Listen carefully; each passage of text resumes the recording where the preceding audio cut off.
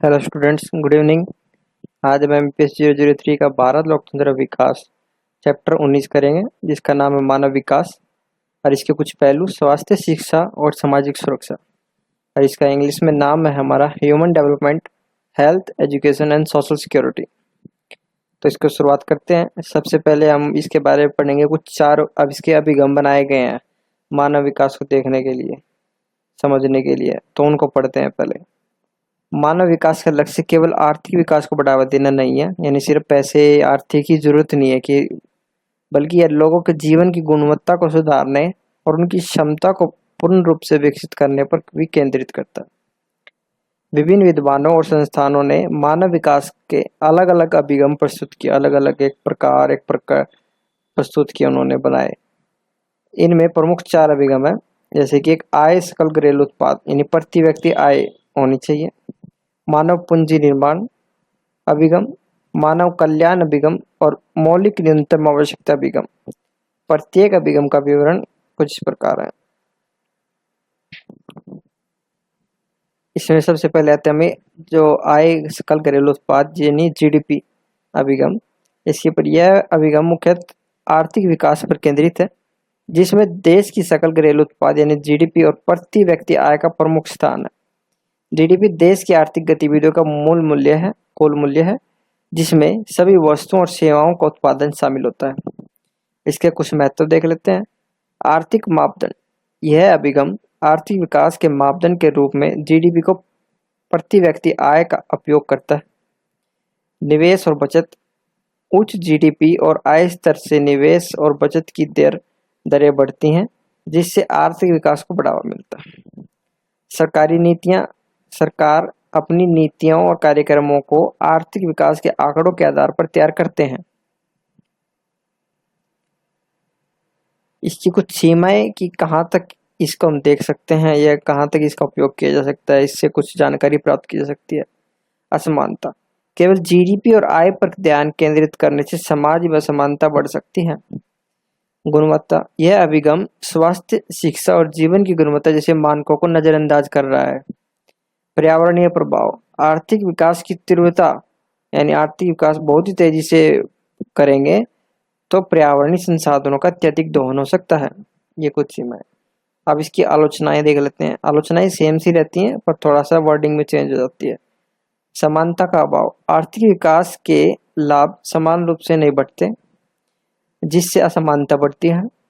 गुणवत्ता पर ध्यान नहीं दिया जा सकता, यह अभिगम स्वास्थ्य, शिक्षा और अन्य सामाजिक संकेतकों पर ध्यान नहीं देता। पर्यावरणीय प्रभाव, आर्थिक विकास अक्सर पर्यावरणीय हानि के साथ आता है, जिसे यह अभिगम नजरअंदाज करता है। आपको ये मैंने कुछ 3 पॉइंट्स दे दिए, जिसमें क्योंकि एक दो क्वेश्चन इस तरीके के आते हैं कि इस अभिगम की आलोचना क्यों की जा रही है, किन पॉइंटों से की जा रही है। तो आपने इस पॉइंटों की इस वर्डिंग को रखना है उसमें, और उसकी सीमाएं में ये वर्डिंग रखनी है कि इस तरीके से लिखना।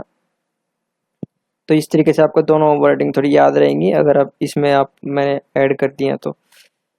मानव पूंजी निर्माण अभिगम, इसकी परिभाषा देखते हैं। यह अभिगम शिक्षा, प्रशिक्षण और स्वास्थ्य सेवाओं में निवेश पर केंद्रित है। ये बिल्कुल मैंने शॉर्ट से शॉर्ट परिभाषा लिखने की कोशिश की है सभी की, कि सिर्फ आपको सिर्फ मोटा मोटा उन चीजों के बारे में पता चल जाए। निवेश पर केंद्रित होती है, जिसमें मानव पूंजी का निर्माण होता है। मानव पूंजी का अर्थ है लोगों की ज्ञान, कौशल और स्वास्थ्य में निवेश जिससे उनकी उत्पादकता बढ़ती है। शिक्षा और प्रशिक्षण, यह अभिगम शिक्षा और प्रशिक्षण को बढ़ावा देता है, जिससे व्यक्ति की कार्यकुशलता और उत्पादन क्षमता में वृद्धि होती है। स्वास्थ्य सेवाओं में निवेश से व्यक्ति के जीवन प्रतिष्ठा और कार्य क्षमता में सुधार होता है। अर्थव्यवस्था का विकास, शिक्षित और स्वस्थ कार्यबल अर्थव्यवस्था को आर्थिक प्रतिस्पर्धी और समृद्धि बनाता है। इसकी कुछ सीमाएं। लागत, शिक्षा और स्वास्थ्य सेवाओं में निवेश की उच्च लागत हो सकती है। असमानता, सभी वर्गों को समान रूप से लाभान्वित करने में चुनौतियां मिल सकती हैं। अन्य मानकों की उपेक्षा, केवल मानव पूंजी पर ध्यान केंद्रित करने से अन्य सामाजिक और आर्थिक कारकों की उपेक्षा हो सकती है। आलोचनात्मक इसका समावेश का अभाव, यानी शिक्षा और स्वास्थ्य सेवाओं तक सभी तक की पहुंच नहीं हो पाती।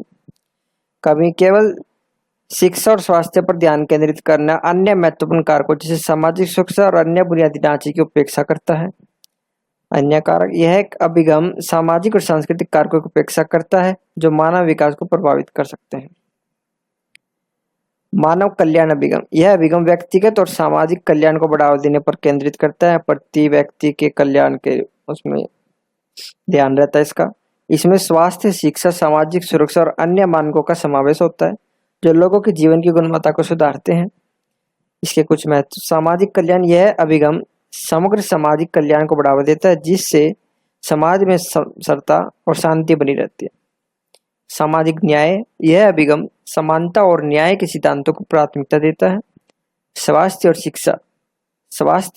और शिक्षा के मापदंडों पर विशेष ध्यान दिया जाता है जिससे लोगों के जीवन गुणवत्ता में सुधार होता है। इसकी कुछ सीमाएं। मापदंड मानव कल्याण के मापदंड को परिभाषित और मापने में कठिनाई होती है। संसाधन सभी नागरिकों के कल्याण के लिए पर्याप्त संसाधनों का अभाव हो सकता है। अंतरजातीय भिन्नता विभिन्न समुदायों और समाजों के कल्याण की आवश्यकताएं भिन्न हो सकती हैं। किन्हीं की क्या जरूरत है, किन की क्या जरूरत है। मापदंड की कठिनाइयां मानव कल्याण के मापने के लिए उपयुक्त सूचकांकों का चयन करना कठिन होता है। संसाधन की आवश्यकता इस अभिगम को प्रभावी ढंग से लागू करने के लिए अधिक वित्तीय और मानव संसाधन की आवश्यकता होती है। व्यवहार्यता यह अभिगम नीति निर्माताओं के लिए व्यवहारिक रूप से चुनौतीपूर्ण हो सकता है। फिर आता है हमारा मौलिक न्यूनतम आवश्यकता अभिगम। यह अभिगम समाज के प्रत्येक व्यक्ति, पिछली बार आपके में क्वेश्चन आया था कि मौलिक न्यूनतम आवश्यकता अभिगम क्या है और इसकी आलोचना क्यों की जाती है। यह अभिगम समाज के प्रत्येक व्यक्ति की मौलिक आवश्यकताओं को पूरा करने पर केंद्रित कर है। जैसे कि मौलिक आवश्यकता हमारी भोजन, आवास, स्वच्छ पानी, स्वस्थ सेवाएं, बुनियादी शिक्षा शामिल होती है। इसका महत्व बुनियादी जीवन स्तर। यह अभिगम सभी नागरिकों के लिए एक बुनियादी जीवन स्तर होना ही होना चाहिए वह सुनिश्चित करने की कोशिश करता है। गरीबी उन्मूलन गरीबी को समाप्त करने और सभी को न्यूनतम सुविधाएं प्राप्त करने पर जोर देता है। सामाजिक सुरक्षा उपायों को बढ़ावा देता है जिससे समाज में स्थायित्व और सुरक्षा बनी रहती है। इसकी कुछ सीमाएं। लागत यानी पैसा मौलिक आवश्यकताओं की पूर्ति के लिए बड़े पैमाने पर वित्तीय संसाधनों की आवश्यकता है जो सरकार करने को राजी नहीं रहती। मुफ्त राशन जो मिलता है वो मौलिक आवश्यकताओं के अंदर ही आता है। अस्थायित्व मौलिक आवश्यकताओं की पूर्ति के बाद दीर्घकालीन स्थायित्व की चुनौती हो सकती है। अन्य विकास लक्ष्यों की अपेक्षा केवल न्यूनतम आवश्यकताओं पर ध्यान केंद्रित करने से अन्य विकासात्मक लक्ष्यों की अपेक्षा मैंने इसमें सारी नीचे संस्थाएं भी ऐड की हुई हैं, नीचे इसमें लास्ट में आपको मिलेंगी। तो इससे वीडियो से आप बने रहिए इस चैप्टर पे, तभी आप इसके बारे में सारी चीज जान पाएंगे कि भारत में कौन कौन सी संस्थाएं हैं, किन किन मौलिक उसमें काम कर रही हैं। आलोचनाएं सतत विकास की कमी केवल न्यूनतम आवश्यकताओं को पूरा करना दीर्घकालीन विकास सुनिश्चित नहीं करता। यानी ये कहने का मतलब है कि सतत विकास की कमी यानी सिर्फ न्यूनतम आवश्यकता जब की पूरी करने से हम आगे के समय की जरूरतों को पूरी नहीं कर सकते,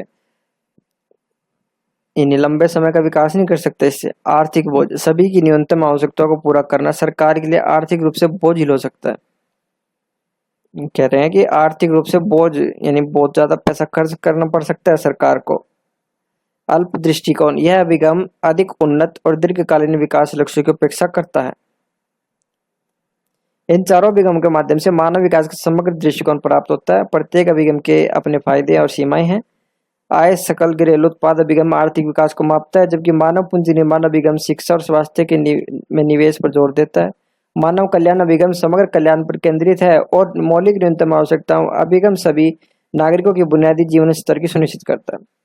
एक संतुलित दृष्टिकोण अपनाने से मानव विकास के सभी पहलुओं को समाहित किया जा सकता है, जिससे समाज का समग्र विकास संभव हो सकता है। ये लास्ट में आपका निष्कर्ष हो सकता है। अगर आपसे पूछा जाए कि अभिगम चारों अभिगमों के बारे में बताइए या मानव विकास के अभिगमों के बारे में बताइए, तो ये चारों को लिखे ना और लास्ट में सबके बारे में बताना।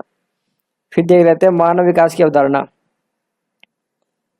मानव विकास एक बहुआयामी अवधारणा है जो लोगों के जीवन स्तर, स्वास्थ्य, शिक्षा और अन्य महत्वपूर्ण क्षमताओं में सुधार पर केंद्रित करती है। यह केवल आर्थिक विकास पर से परे जाता है, यानी सिर्फ आर्थिक विकास में जोर नहीं देता, और लोगों को स्वस्थ, शिक्षित और उत्पादक जीवन जीने के अवसर प्रदान करने पर ध्यान केंद्रित करता है।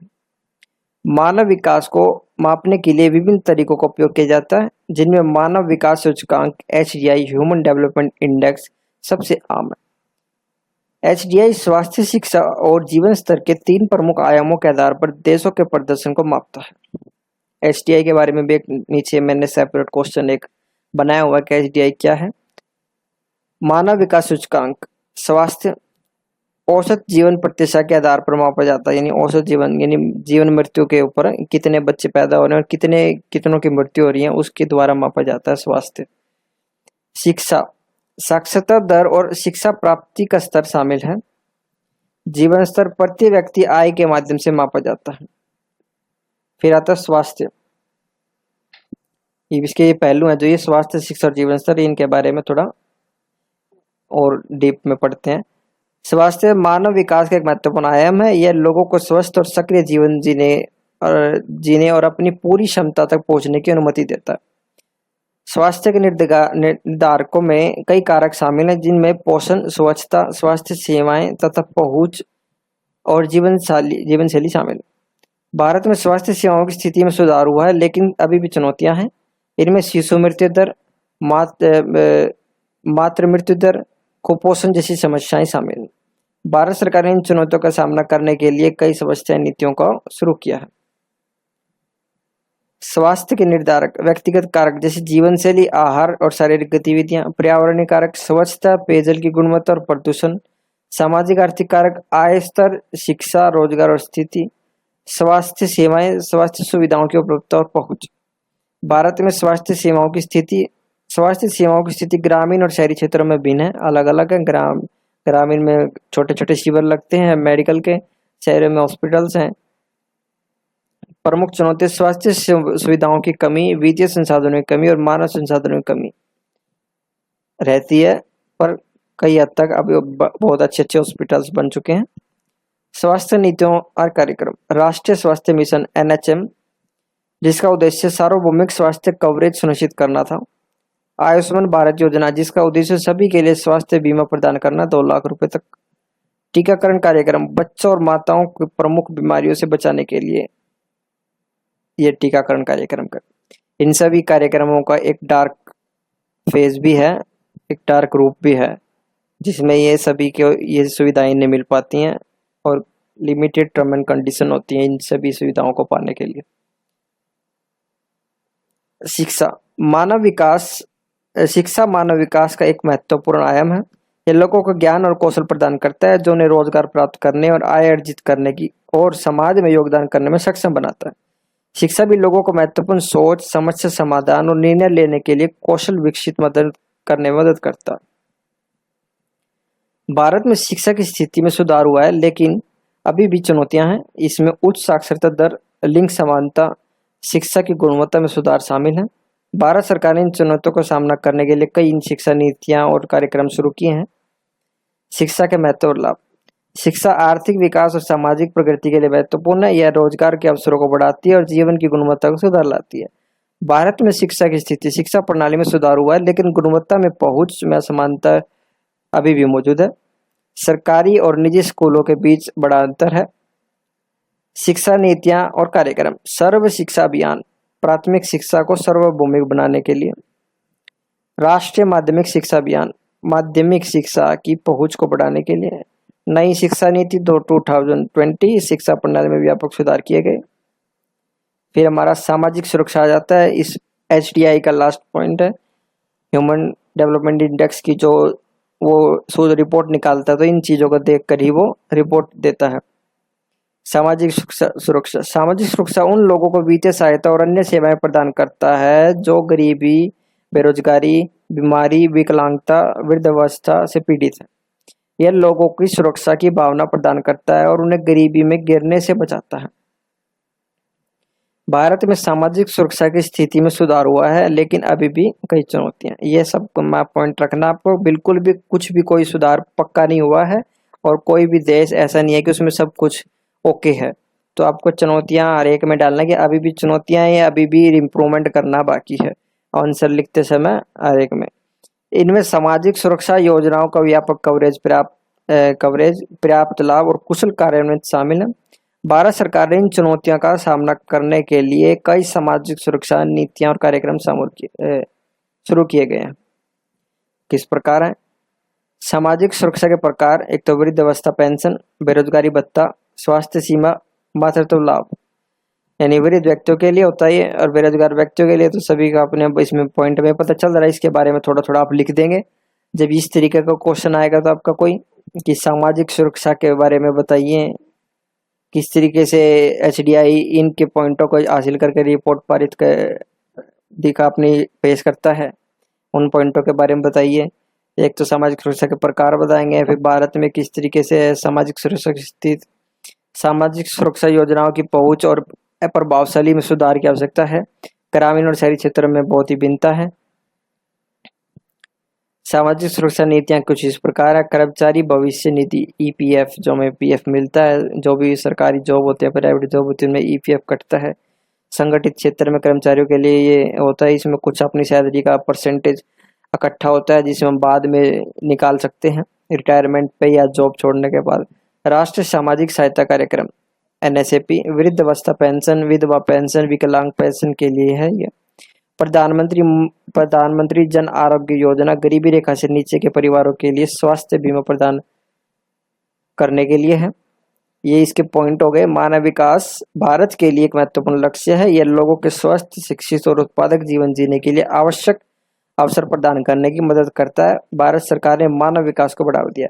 आप इसके आगे वीडियो कंटिन्यू कर सकते हैं, मैं इसके आगे वीडियो बनाऊंगा ये आप पर। यहाँ तक अगर आप पढ़ना चाहें तो इसमें मोटा मोटा आपको मैंने सब कुछ बता दिया। अब ये नीचे डिटेल्ड में जो क्वेश्चन टाइप आ सकते हैं इनके बारे में वो मैंने ऐड किए हैं और उनमें थोड़ी डिटेल्स हैं, तो आप इनको कंटिन्यू कर सकते हैं अगर आप डीप में थोड़ा जाना चाहते हैं। नहीं तो आप इतना ही छोड़ सकते हैं इसको पढ़कर और नेक्स्ट चैप्टर पर जा सकते हैं। तो हम ये शुरू करते हैं। पहला क्वेश्चन है, मानव विकास सूचकांक एचडीआई के घटक और उनका महत्व को विश्लेषित कीजिए, विश्लेषण कीजिए, चर्चा कीजिए, टिप्पणी दीजिए, कुछ भी आ सकता है इसमें आगे क्वेश्चन। तो मानव विकास सूचकांक क्या है? पहले एक व्यापक मापदंड है, एक रिपोर्ट है। ये रिपोर्ट प्रेषित करता है हर एक देश के लिए, जिसका उपयोग विभिन्न देशों की मानव विकास की स्थिति का आकलन करने के लिए किया जाता है।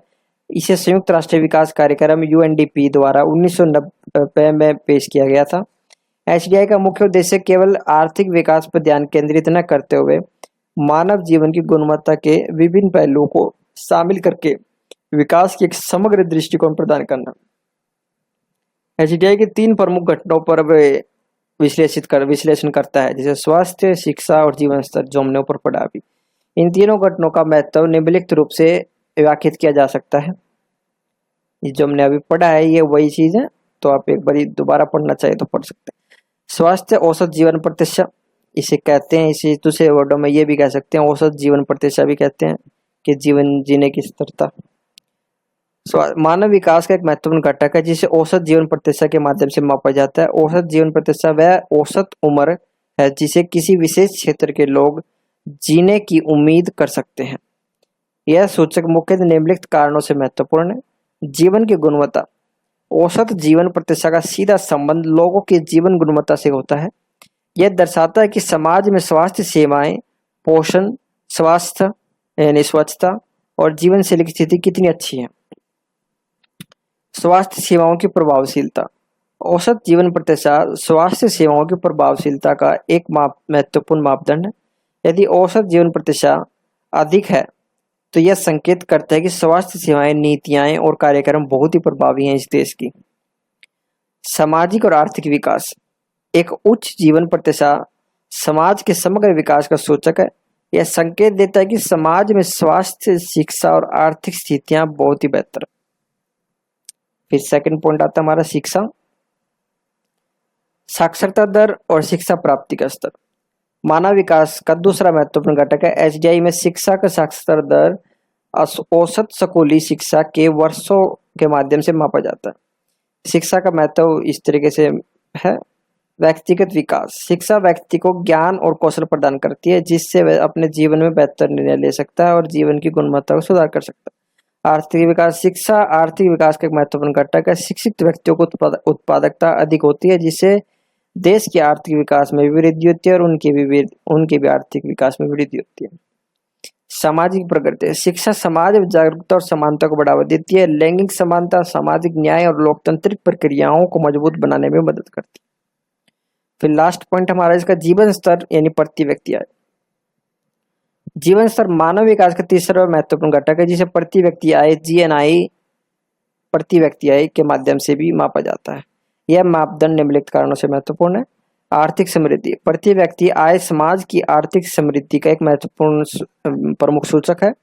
यह दर्शाता है कि लोगों की आय स्तर, क्रय शक्ति कैसी है, यानी पैसे कमाए कितने जा रहे हैं और कितनी उनकी आय है। मानव विकास, जीवन स्तर का सीधा संबंध लोगों की जीवन गुणवत्ता से है। उच्च आय स्तर वाले समाज में लोग बेहतर स्वास्थ्य सेवाएं, शिक्षा, आवास की सुविधाएं प्राप्त कर सकते हैं। सामाजिक और आर्थिक समानता, प्रति व्यक्ति आय का विश्लेषण समानताओं को समझने में मदद करता है। यह दर्शाता है कि समाज की धन का वितरण कितना संतुलित और गरीबी की स्थिति कैसी है। लास्ट में कंक्लूजन हो जाएगा। मानव विकास सूचकांक HDI के 3 घटक हैं। स्वास्थ्य, शिक्षा, जीवन स्तर एक समाज के समग्र विकास को मापने में महत्वपूर्ण भूमिका निभाते हैं। HDI एक संतुलित और समग्र दृष्टिकोण प्रदान करता है, जिससे नीति निर्माताओं को विकास की दिशा में सही निर्णय लेने में सहायता मिलती है। स्वास्थ्य, शिक्षा और जीवन स्तर के ये मापदंड न केवल आर्थिक विकास को प्रतिबिंबित करते हैं, बल्कि समाज की सामाजिक और मानव विकास की स्थिति को उजागर भी करते हैं। इस प्रकार HDI एक महत्वपूर्ण उपकरण है जो देशों के विकास के विभिन्न पहलुओं के एक साथ जोड़कर एक समग्र तस्वीर रिपोर्ट प्रस्तुत करता है। इसमें आप 1-2 रिपोर्ट इसकी पढ़ लीजिएगा, आपकी बुक में भी दी हुई है 2003 की। 1990 से जैसे यह स्टार्ट हुआ तो 1992, 93, 94 इस तरीके की 5-6 रिपोर्ट प्रस्तुत की है इसने। तो आप इनमें से 1-2 रिपोर्ट इसकी पढ़ लीजिएगा, थोड़ी हेल्प हो जाएगी। एक बार बता देता हूँ बुक में से देख के कौन कौन सी है। ये आपकी शुरू होती है